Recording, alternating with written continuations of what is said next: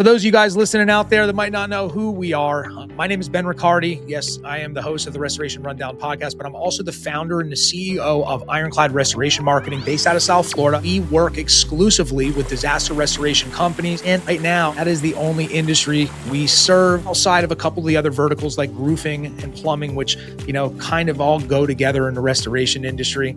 I have written a few books, the No BS Guide to Internet Marketing for Restoration Contractor series.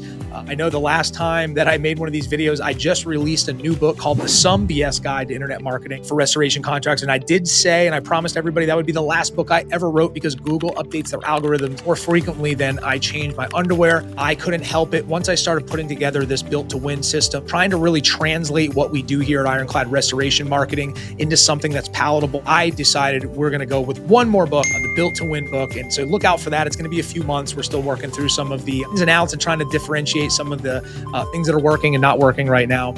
Also, I contribute to R&R Magazine and CNR Magazine with some written content. You might have seen some things like that. And I'm going to be straight for you. I didn't start out in the restoration industry, into restoration marketing, because I thought it would be a very easy niche.